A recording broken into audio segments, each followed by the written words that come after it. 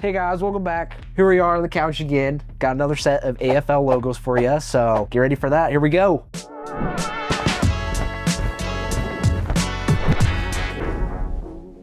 The Gold Coast Suns. Yeah, this was their original logo, and then they moved on to 2010. A lot different. Yeah, they definitely changed quite a bit. A lot more modern. Kind of looks like some sort of like bread brand a little bit. Then they moved on from that to a slightly updated layout. A lot more simplistic, and then the colors were a lot simpler. And then after that, in 2023, this is their present day logo. A lot more modern. It looks like it was a rejected logo from The Incredibles. You can definitely tell why they went to this one though. It is a lot more simple. Probably did it for digital marketing, and obviously it prints a lot better too. So the hidden things in it is it's supposed to be a G for golden. And then also the S, obviously. For some reason, I want to say Golden State Warriors. It's like, it's not. It's the Gold Coast Suns. So it's very, very cool that they were able to incorporate all of those things into it. Yeah. A lot of things in their past jerseys, they had a lot of graphics on them. Oh, wow. They're actually super cool. The one thing I didn't like about them is the belly print with the GC. It's so low. Yeah. I just feel like all of the branding on top forces it to go down. Let's see. Give it an 8, give it pretty high. I kind of liked it. I gave it a 6. Yeah. I definitely think they improved from their old ones. Probably the one things I'd like to see changes of is the lines. They're all different widths, and that top one on the very right looks a little like off. Like I kind of wish it was the same width as it going across all the way. Yeah. I think with all those lines, it just makes the top really heavy. Just leaves not enough for it to look like the logo can sit up, you know? The Hawthorn Hawks, I think they became like an official club in like 1902. So they're an older team, but obviously not the oldest we've seen. And also that typeface might've been a requirement too, because we've seen that typeface a lot. Then they updated the logo quite a bit, went to just that head. To me, it looks like the love child of the UPS logo and the US Postal Service logo. Wow, kind of does. This was not their latest, it's their second latest, but actually I like it a lot.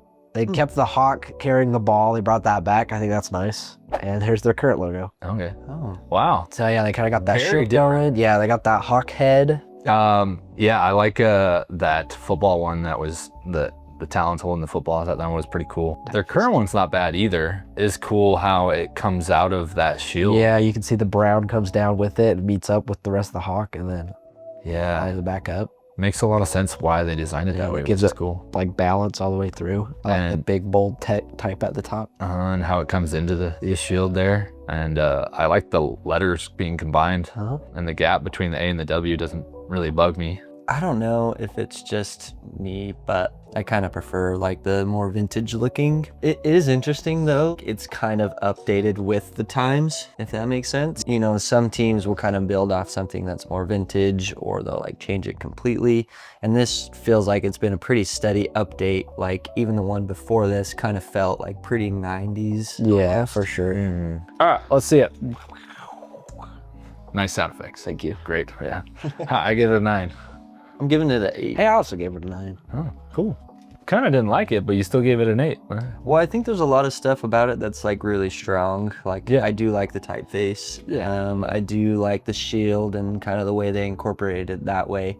Yeah, I definitely see like a lot of brands rebranding. It can be a new rebrand, a new logo, and it follows a lot of the design principles and design elements, but people just don't like it. You know? Yeah. And I feel like it's for 2 reasons, nostalgia or change. You can follow all of the principles and everything, but it can still not be liked. True, very true. Like a lot of logos that are new deserve a high, score, but that doesn't mean everybody's gonna like them. All right, the Melbourne Demons. Melbourne. You know, I don't know a whole lot of history of like this football league, but from what I learned about this team is they're probably one of the more like original teams. I don't know what kind of point they like changed their name to the Demons, but I know before this they were just the Melbourne like football club. I do know why they changed the name to the Demons. Apparently at one point they were called the Fuchsias. The coach at that time like decided they wanted to be more fierce, so he told the team like, put your heads down, play like demons. and they kind of just adopted that name. It's funny, in that kind of original Demons one, that typeface that you see in pretty much a lot of these like kind of original team logos is called Marvin. And it was designed in 1979, I think it was released. But yeah, I'm curious to the story to that and why a lot of these teams why use using that that same typeface. exact typeface. All right, so now they've kind of updated into this. They switched up the typeface. They kind of added that script font, and I believe the shape of like the triangle in there is related to their team flag, and it's kind of something that they end up using more down the road. But the kind of script font I felt like was kind of cool, and it's hard to see from here, but there's like little flames coming off of the triangle. It looks like the S has a devil's tail or something on it. Yeah, it's like pretty stylistic. Yeah, that's a sweet type. That's a sweet script font. And they've kind of changed drastically. Yeah, over it time. changed. They kind of kept that triangle shape in there that's tied to their flag, and they kind of created this almost like smoke graphic that makes the M for elbow. Oh, look at Oh, that. there you go. Hey, that's pretty good. And then kind of had this like geometric looking devil. And then they kind of switched to this. They leaned more into like that flat. Oh no. This typeface is crazy though. It's like a glyph typeface mixed with like a grotesque typeface. It has that really sharp point coming down from the M. The E's are lowercase, but they're the same height as like the uppercase. Yeah, just kind of wild in that. So that's their logo now? Nope. Oh, thank goodness. Then, Wow. This is very like 3D. They've introduced this monogram, which stands for Melbourne Football Club. Added the ball and kind of that trident. I don't know what the reason for the stars are on the right-hand side. They also put the established date, which is 1858, which is nuts. Yeah, that is crazy. And now this is their current. So they've kind of shaved a lot of things down. They just kept with that monogram, kind of the shield shape, and then they've updated the typeface again. Dang, I wish they went back to that devil. I like the that. M flames. I like that demon a lot. This one looks a lot more professional and a lot Right. easier for Feels- print. Yeah. More like a soccer. I was gonna say, yeah, it looks like a soccer logo. It's like a strong brand mark. I think that the kind of outline that comes up from the bottom feels a little too thin compared to everything else, especially the typeface being so bold, the monogram being super bold. That was incorporated to like add some balance, but I don't know, it's not working super great for me, but I think this is like a great idea. The logo prior to this one, they went into a print shop and they're like, hey, we want to put this on all of our branding. And they're like, uh-oh. And then they started realizing, oh, wow, this is not meant for print. This is not meant for marketing. This is not great. And then they made it simpler. I gave it a 4. I gave it a 5. I'm giving it a 7. I feel like the branding is probably really good overall. I'm sure it's a lot cleaner now than it used to be. However, I just kind of liked some of their older stuff. Yeah, I'd like to see them bring it back. I totally agree. I think one thing that could be like really cool for this brand would to be like do something with the monogram to incorporate some of like the demon into it. Like maybe add like a devil's tail or maybe some horns or Like in the M's or something. yeah, or like make that like stroke for the F, like their trident thing they had before, or pitchfork. The West Coast Eagles, they're not, I think they joined the league in like 1986. I believe their first game played was in 1987. Oh yeah. So they got there like, I think at the tail end of VFL. The Marvin typeface era. Yeah. So yeah, there's their original logo. Interesting. Yeah, it looks like it's made out of Nike swooshes. Very, very simplistic. This one's very boring though. I like that text on the bottom. It just looks like they put it together and called it good. You know, Not centered either. I know. They're like, that's the day. Updated it a little bit for the times. Wow, that looks a lot better. Oh yeah, I like the text a lot more too. It looks a lot more like it was involved. No, I like that eagle a lot. I think it looks really good. And then here's their current one. Minus the You like text, it? I actually like this one a lot. Do you? This one's cool too, because it's like almost designed by their fans. Like, Is it? Okay. yeah, they took all of the things their fans recommended doing, and that's how they made this logo. I mean, the eye looks really, really sharp. I think that's my favorite part about it. If you just get rid of that part, I think it's so cool. The West Coast Eagles part The text just, it looks like they didn't know how to fit that in. doesn't match. Yeah. And I was gonna say, those typefaces don't really go together all that great. No. Almost like a sans serif. Yeah. It's like a mix between that and like a glyph style font, and then the top is another sans serif that just kind of has a lot of different things to it. Like the W is like a little bit more rounded, where in the Eagles everything's a little bit more square. Yeah, for sure. I think if it were me, I would have put it above the eagle and added some kind of effect to make it almost like wrap the eagle, you know? They have a really good brand mark with that eagle. Yeah, by itself, Just the I font. think, yeah, the font's horrible. But the head by itself, I think is sweet. All right, I'll see it. Here. Hey, I give it an 8. Across the board. Let's go. Yeah, honestly, just a font. Yeah, that's my only qualm if they were to fix that. But I think this would be a perfect logo. We got the Brisbane Lions here. Let's go. Little history between them. They actually were a merger team between, so Fitzroy and Brisbane came together when the two leagues kind of merged.